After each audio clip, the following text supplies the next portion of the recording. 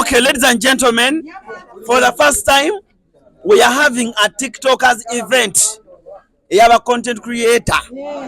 You know, your official content creator event. You have a TikTokers.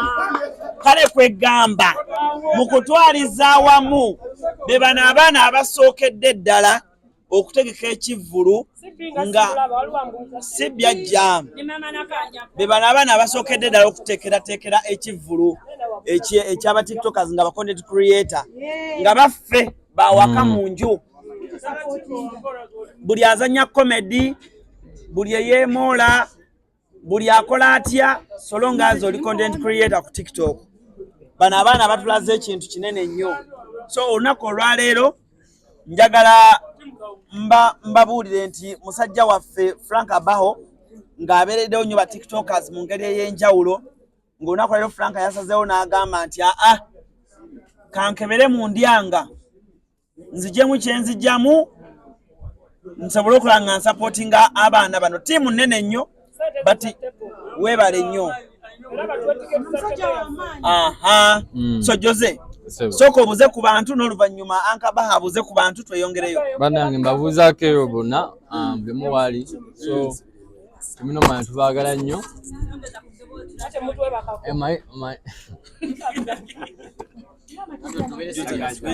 banange twasazeewo ntugamba ebbanga litukoledde nga tukola ebintu ebyo tusalawo katubikwale tusalewo aye tuve nga tusobola biteeka live omuntu alina wasobola bisanga nga tusobola tusogende Masaka nga tusobola ogenda yonna gyoba otukolaki gyoba otwagala so ndowooza kyekyo tujja kuba tubiteekayo nga 25 tujja beera ku labonita tusaba buli omu tuwerekereko ekikwatako buli kimu tuli bulala ssebo nawe oli bulala Ankabaho ebigambo byange nga nze president w'aba TikToker navuddeyo njagadde kusupportinga muko ekivulu bakiyita batya tuli bulala concert siguze ticket siguze table wabula sponsorize sente zo zizo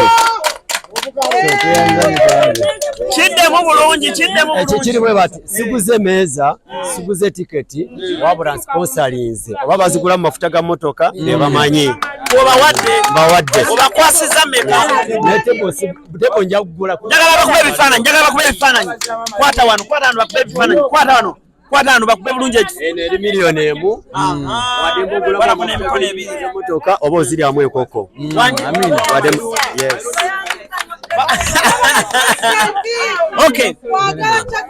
Okay.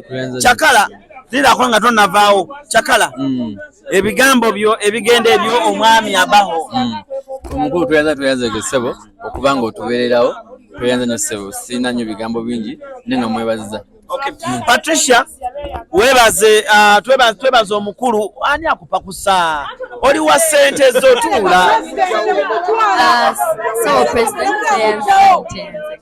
kama akongere tweyanzege omukulu Abaho kyatukoledde kyakabu tweyanziza kyakoze esibu maliriza mujja mu supporting ya concert ya Chakala period mwena mubeeyo nga 25 ba TikToker bonna mu Uganda mbadumira twewe ku theater ya Bonita mpozi n'ekirala black and white party naku z'omwezi yazibaga matuko banange tuwagire tuli bulala concert bana abaana baffe ku TikTok era mwenna tubaniriza ku theater ya Bonita abaana baki abaana baffe Jose abantu yongero bategeze naku z'omwezi tuli erero yama yenu bane tubeereyo nga 25 bana mutulekere buli mwaja beerayo tweyanzege buli kimu kibatuyambye ku baganda baffe aba TikTok so tweyanza nnyo ndowooza byebyo naye nga 25 tubeereyo ese tubayita nga 25 okimanyi tubakolayo ekipya nga 25 bajja support tuli bwa family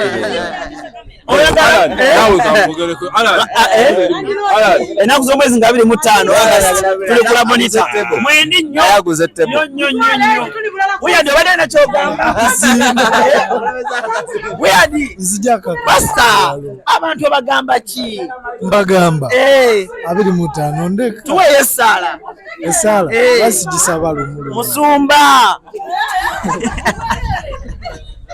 kona omusebe bulungi mweraba erinda ko tebanna basiba bulungi owaye tunula eno abantu bagambe nakuzo mwezi ngameka banage nakuzo mwezi nga 25 ogw'omulala mujje mutuwagire concert egenda bera tulibula tugenda bera ali ku Sente na Bonita nebyo no byogede mwe namwe namuje twagalanye bano abalungi bana bama batata kwata nazala kwata mwana kwata naiba we namwe mujje twagalanye mujje mutuwagire ku Mukisa Herbal Clinic Kisasukula Kasana Zone ye wali omusawo ajjanjaba amaaso agalwadde mu ngeri yonna ng'agajjanjabya enkole ya herbal ayitibwa Maama Mukisa. Maama Mukisa akujjanjaba amaaso agalwadde mu ngeri yonna ne bw'obanga wagenda mu malwaliro amazungu ne bigaana ajja kubanga agawonya ng'akozesa eddagala lya herbal.